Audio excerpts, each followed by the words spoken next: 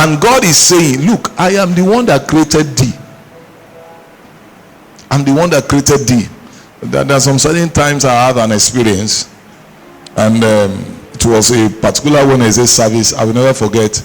And when I got to that service, God said, write down this number. I wrote down the number. I thought maybe it's a member here. And God said, call the number. I call, and the man pick it.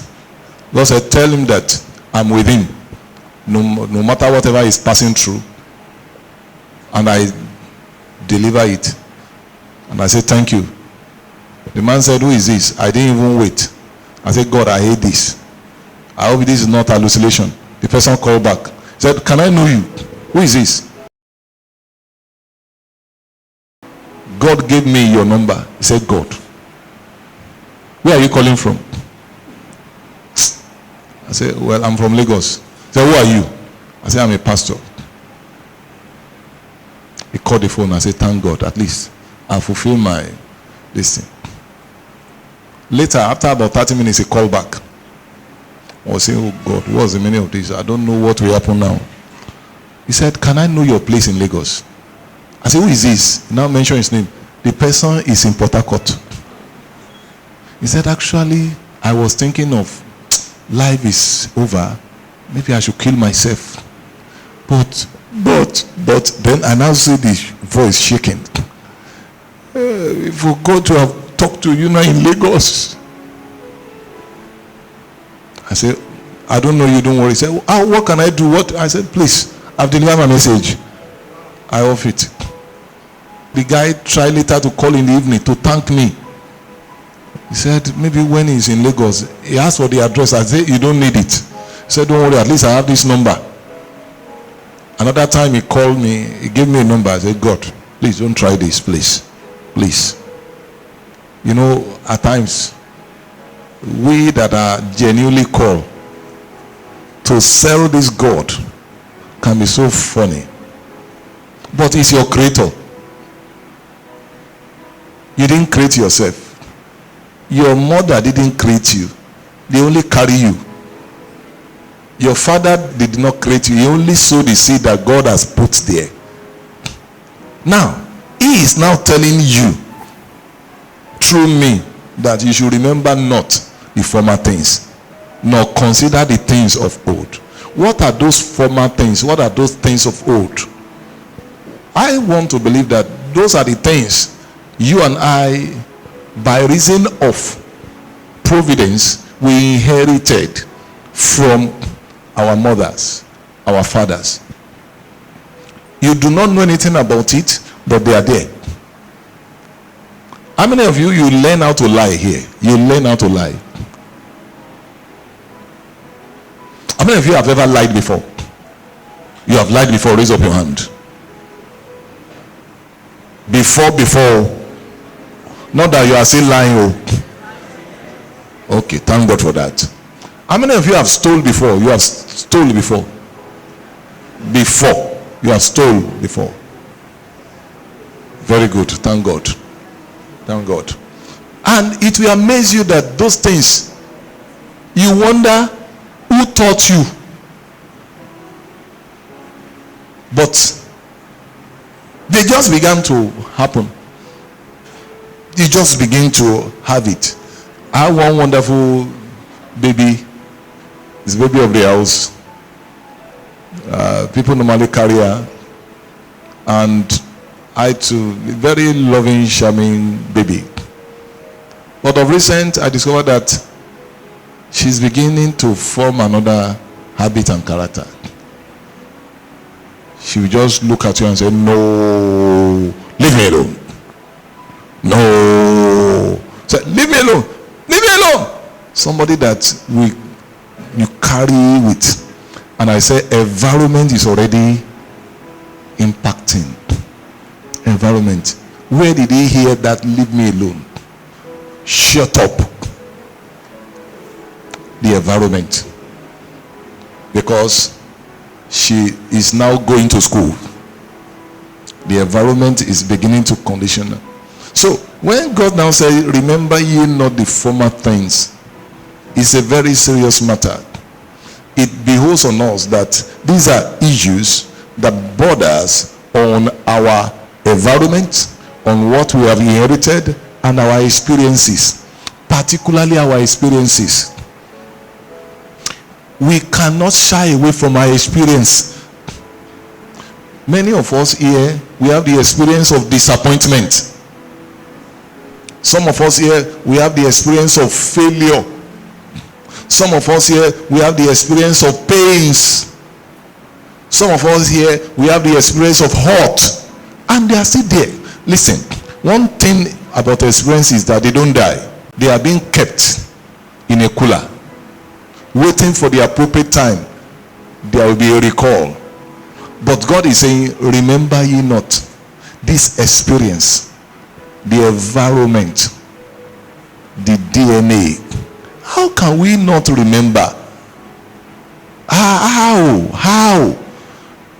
But God will not ask us to do what he knew we do not have capacity for. It is anti-God. He can never try it. Just as you never ask your daughter, your son of 6 years old to drive a car. At least that will be out of order. God will never ask us, remember ye not the former things, neither consider the things of old. This is very strange. And every day, listen everybody, we go every day, we wake up with our former things of old. We eat it with, in fact, when you are being introduced, when you enter the church this morning, you enter with the things of old. You and I enters with former things. But God is saying, I'm not saying they are not there, but don't remember it. This means that it has to do with something that functions with our brain, with our consciousness, with our brain, with our consciousness, with our mind. And this is a very serious case. It's a very serious matter. He didn't say leave those things. Please take note. He have not said we should leave it. But what he's asking us is the remember not. Consider it not. Then how do we do this? Carefully. How do we do this? The truth is this. What you remember most of the time you will receive. What you consider most of the time will come to you. You know, Job said one thing, and this is very, very profound. He said, what I feared most has happened to me. Basically, it has to do with you and I remembering the former things. We are a product of what we consider. Now, let me give you this. You need to understand something, that the way you and I have been wired, have been formed, our essence is derived on image. One thing is this: anything you can't remember, you can't find. Anything you do not consider cannot happen. This is secret. This is fundamental. Even me with this message, God is taking me by his grace to another realm with this message. What you do not remember does not exist. That's the reason why most of the time, have you ever considered this, that at times you hold a key and you are looking for it, because at that time that key is lost, and that prompted your action. Let's check this scripture again. Job chapter 3 verse 24 and 25. For my sign cometh before I eat, and my roarings are poured out like the waters. Why is he passing through all this for God's sake? Why is he sighing? The next verse says, 25, for the thing which I greatly feared is come upon me. The things which I greatly fear. fear it. As at that time he fear it, it has not happened. But over time, it has come upon him. And that which I was afraid of is come unto me. Let's read it. You get this more explanation in Message Bible. But let's have it. The worst of my fears has come. Now, remove come true. Remove it. And let's deal with the worst of my fears. Where are these worst of fears? Where are they? In the mind.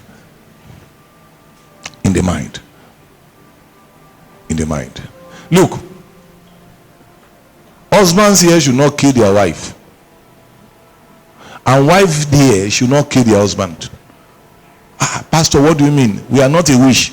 If there is a fear that is dropping in your mind, in your heart, over time, that hey, one day I will lose my husband, you will lose him. One day, this is my wife, the way they behave with this sickness, he will die. She will die. That's why God said, don't remember it. Don't consider it. But you will always remember. Then that means there must be a concerted action. The worst of fears has come true. What I dreaded most has what happened. What a scenario. And that's why God gave us this secret line. Look, I want to do a new thing, but it cannot come until you intentionally deal with this.